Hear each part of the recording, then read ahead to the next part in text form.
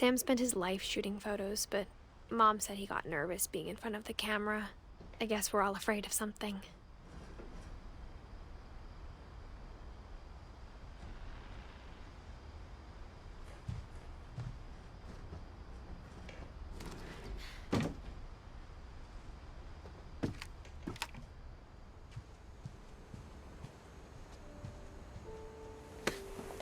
After Sam died, my mom and Edie got really close. They'd both lost a lot.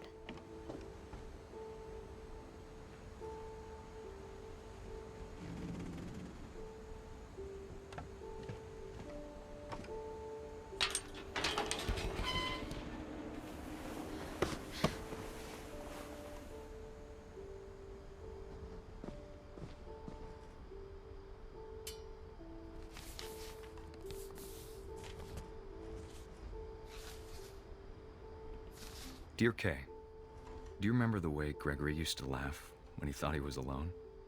Like something funny was happening, but only he could see it.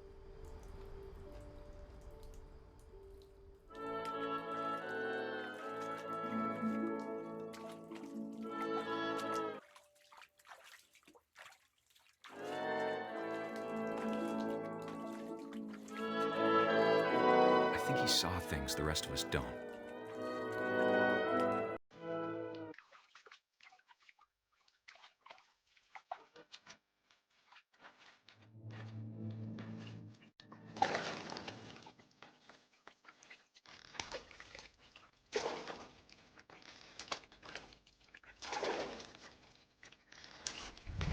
It's over, Gregory. It's time to... Hold on, sweetie. Hello? Sam, I told you I don't want to talk right now. I wonder what he saw.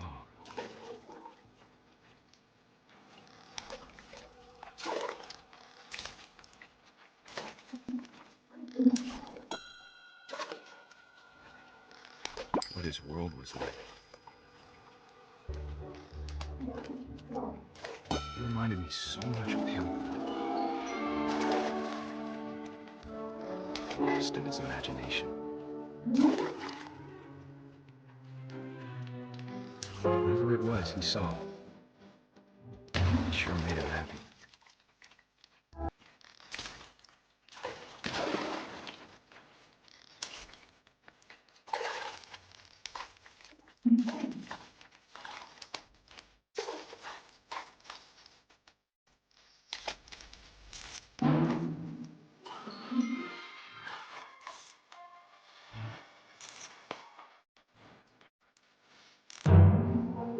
I know how silly it sounds. You know, I'm worried about a baby being too happy.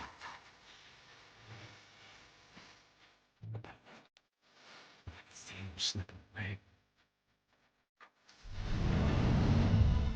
Sorry about that, Gregory.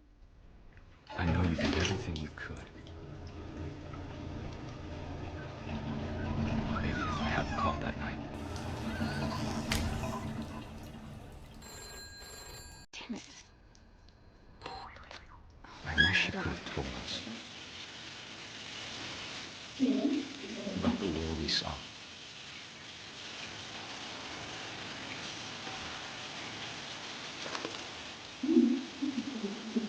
There's so much I don't understand about Gregory, about everything.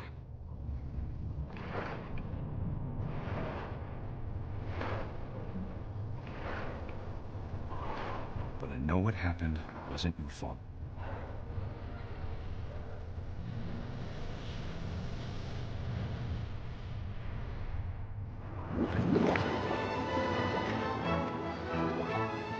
I'm sure he's happy.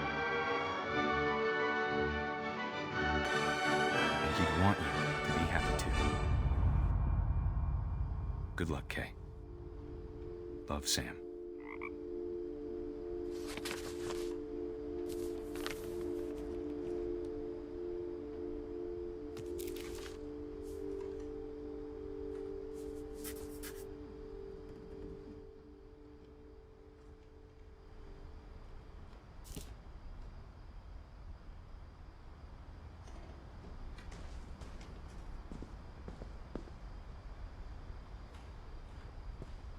can't imagine my mom ever writing poetry, and yet...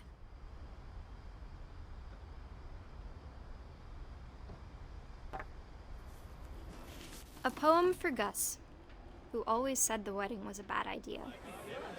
Our father never hit us kids, at least not very hard, before the day my brother said with teenage disregard that he'd be dead before he'd see a wedding in our yard.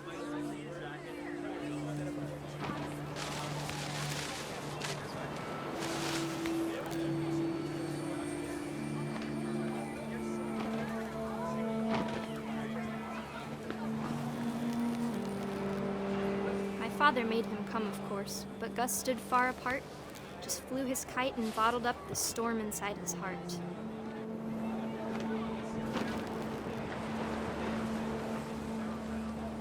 I tried to talk him out of it, but though he'd never met her, we don't need a stepmom were the words that I now pronounce you husband and wife. You may kiss the bride.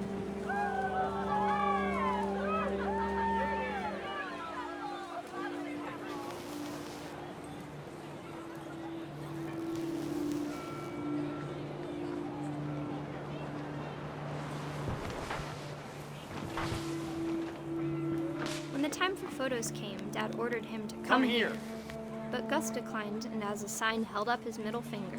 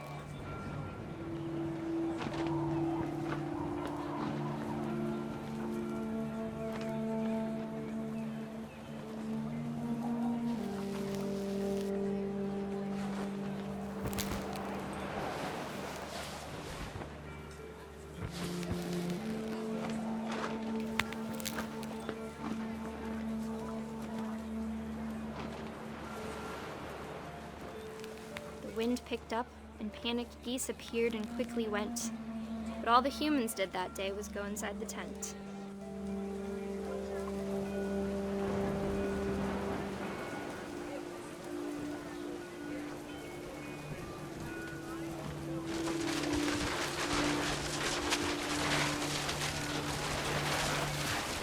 The rain came down in buckets then, but no one seemed afraid that nature might destroy the tent our dad had crudely made.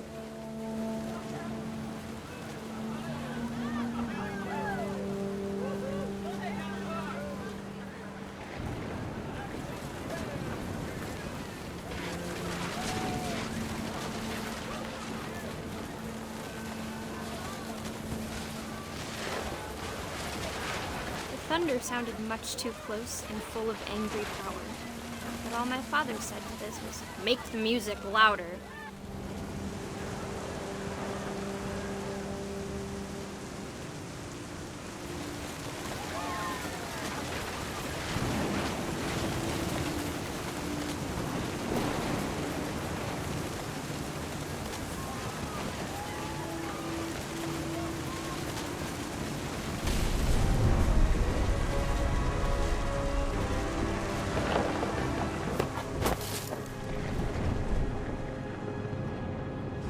I wish that I could truly say I thought about you on that day.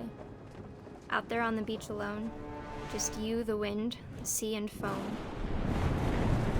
But I didn't, until we found you.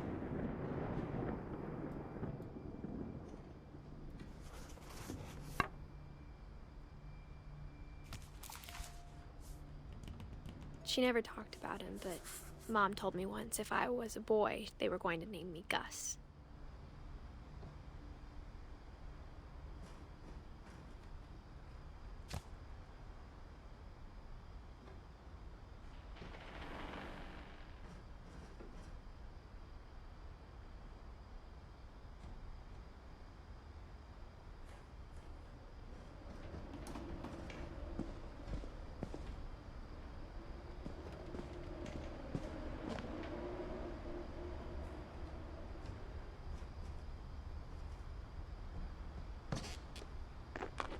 My mom moved up to the loft after her brothers died.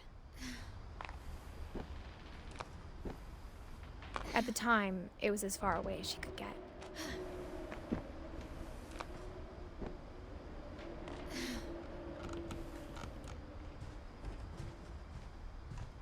She spent a summer building houses in Calcutta, where she met my dad, Sanjay.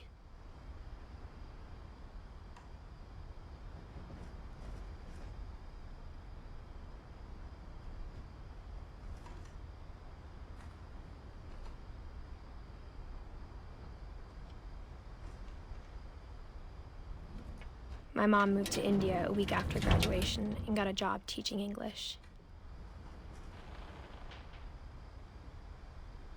Louis was born a year later.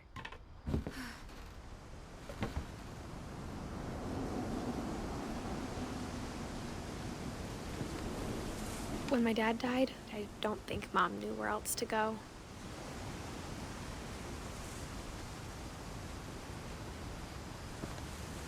I'm sure Edie was happy to have her back.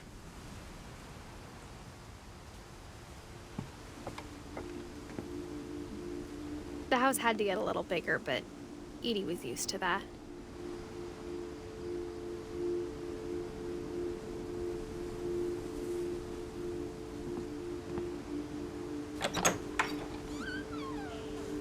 And for a while, things were good.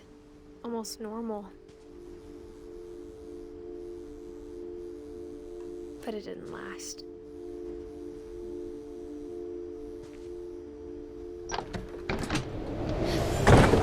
The beginning of the end was Milton's 10th birthday, when Edie gave him a castle.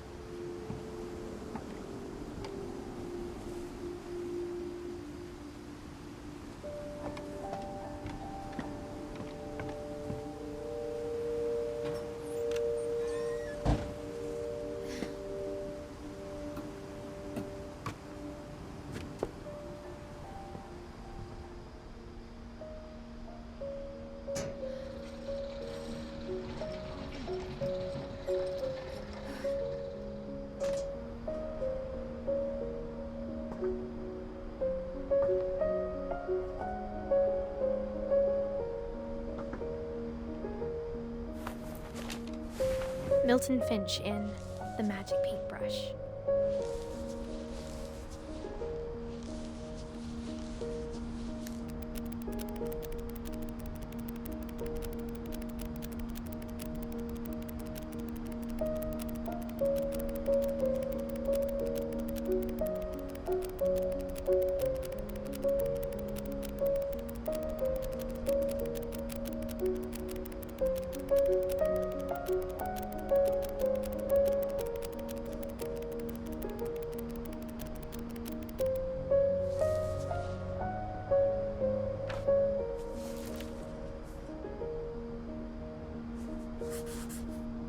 I was 4 when Milton disappeared.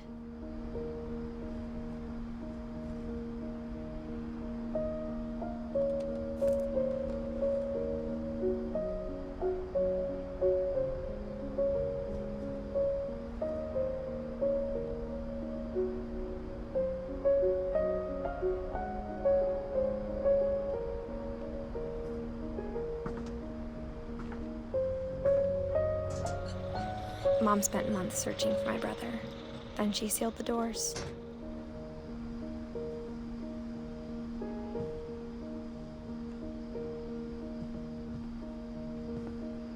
Whatever Milton had found in the house, Mom didn't want it getting out.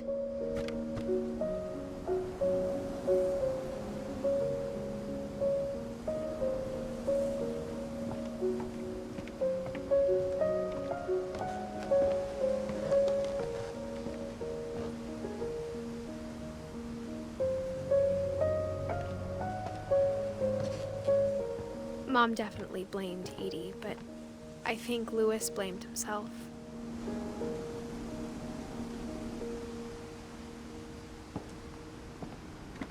After he graduated, he just spent more and more time in his room. Until Mom got him a job at the cannery.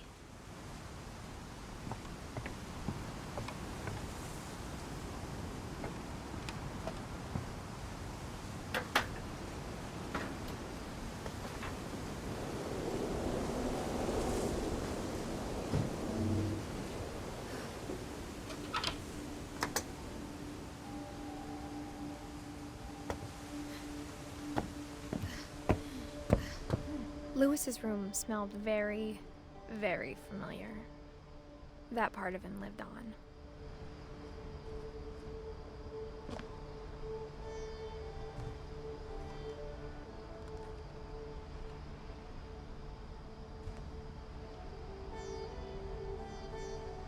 Lewis and I spent a lot of time playing games together, but he was surprisingly bad at them.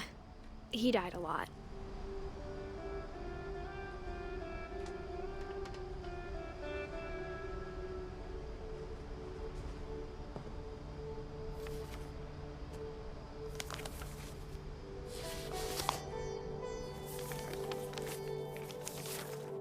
Dear Mrs. Finch, as Lewis's psychiatrist, I can understand your desire for an explanation.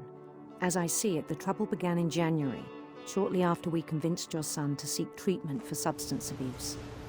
Newly sober, I believe Lewis first noticed the monotony of his daily life.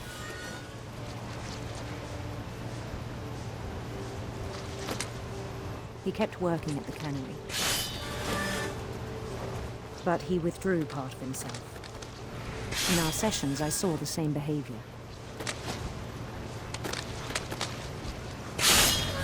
His mind began to wander.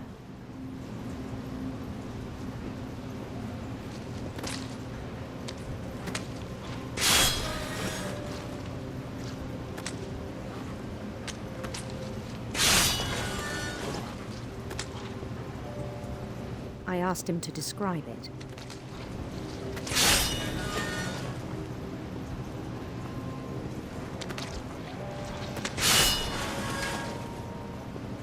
He said he started small.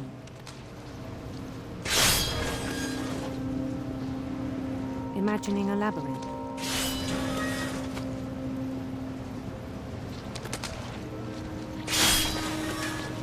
He'd feel his way about. Then something moved.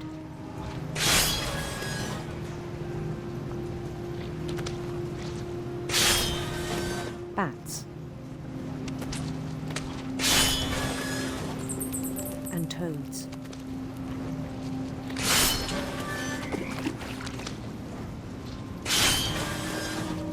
And things that have not names.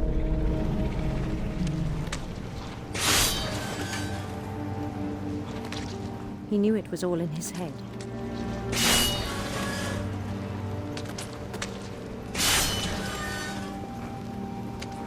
But he took it very seriously. I had hoped he'd find himself.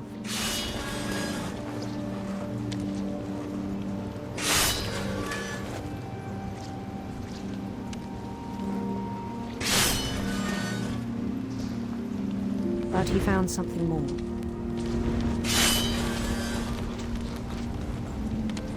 I worried about him then. Daydreaming at the cannery. I spoke with his boss.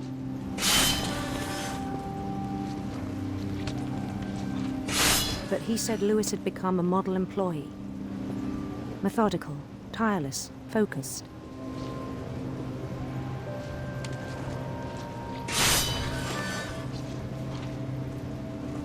Like a whole new Lewis.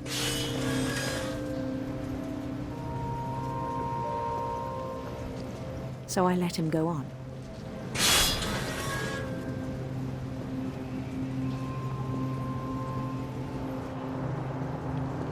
I even encouraged him. It seemed very promising at first. He told me he'd made a new friend.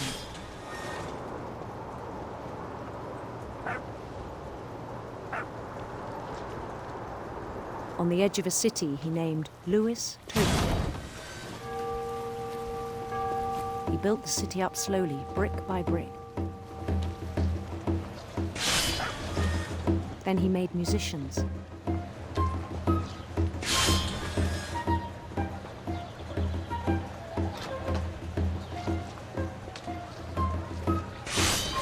And songs for them to play. He talked about starting a band.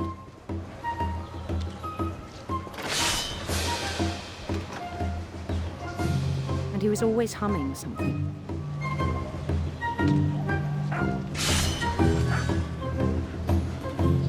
Every day his imagination grew stronger.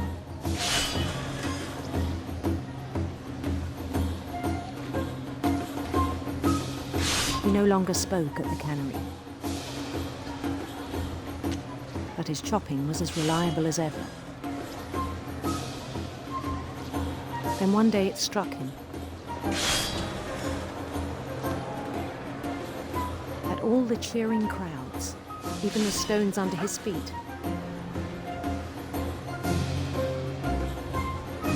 were all in his imagination.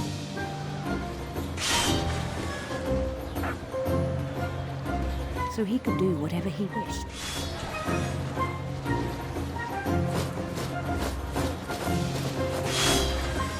He held an election for mayor.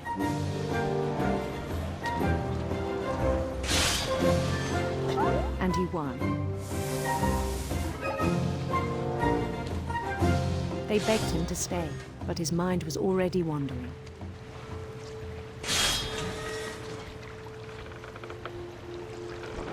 It became a game for him.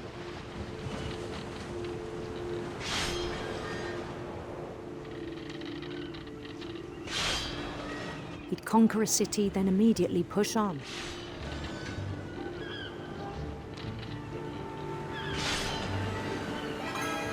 New Louisville.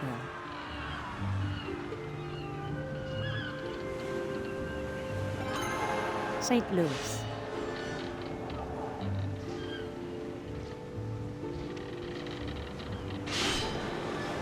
He started drifting away from our reality.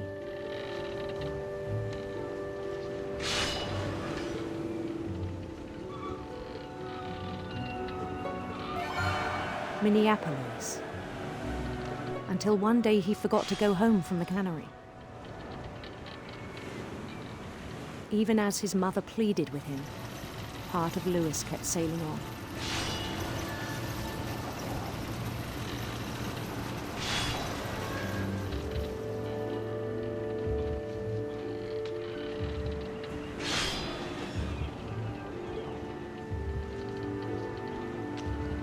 In Louisburg, he heard rumors of a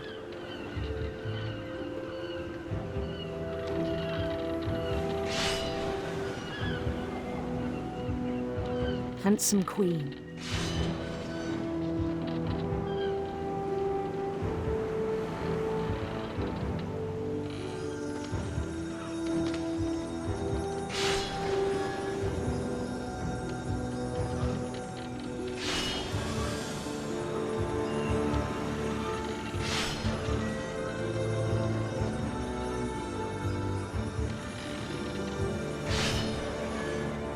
The queen was on her own quest for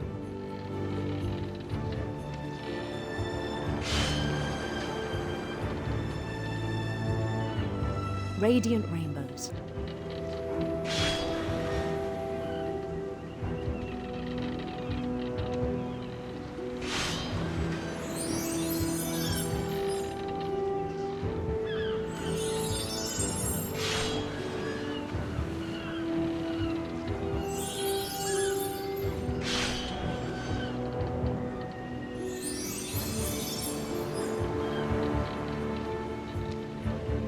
He followed the sound of her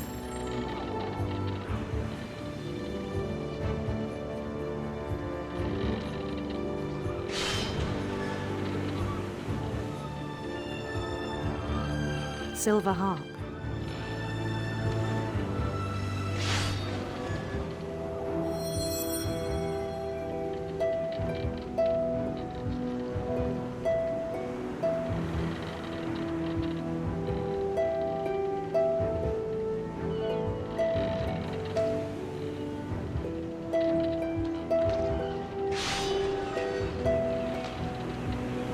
His chase led him to a golden palace east of the sun and west of the moon.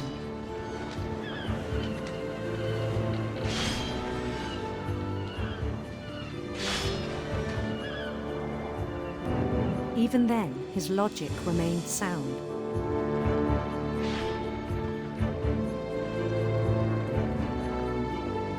He knew the world was all in his imagination.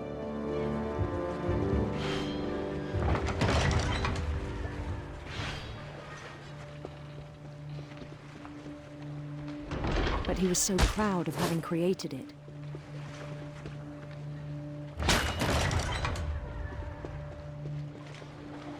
In his own eyes, he'd become something greater than a king.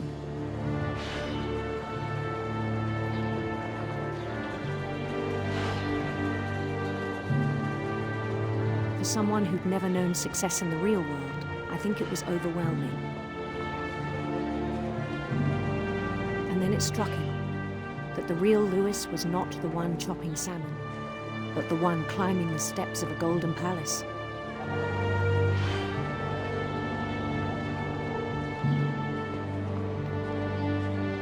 My imagination is as real as my body, he told me. It was hard to argue with him.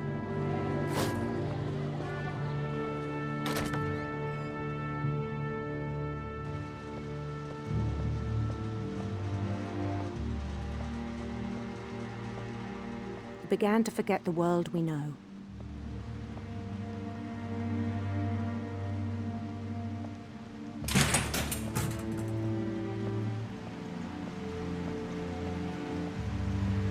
I think it pained him to remember Lewis, the cannery worker.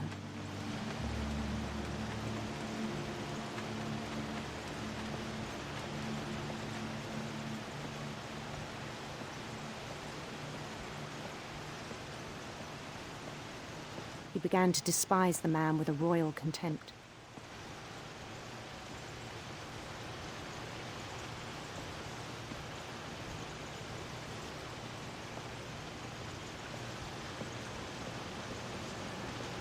I still thought I could save him. Even after he said he was being crowned king over all the lands of wonder.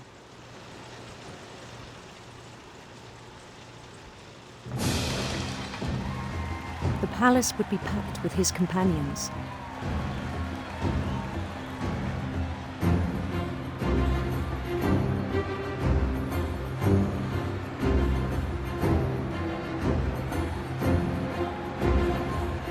Including the wise Calico who'd insisted on inviting him.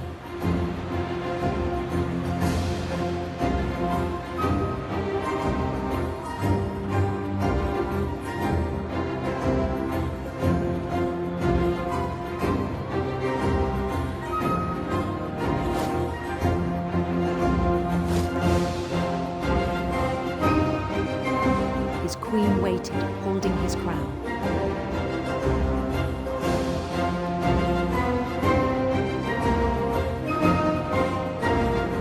There was only one thing left to do.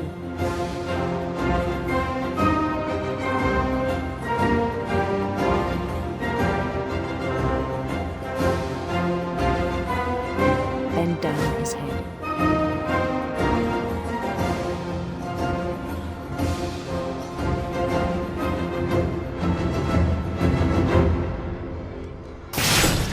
And the rest I think you know.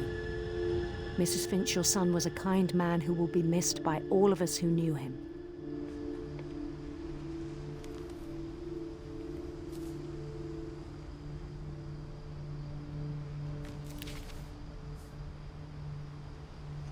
My brother was really cool. I wish you could have met him.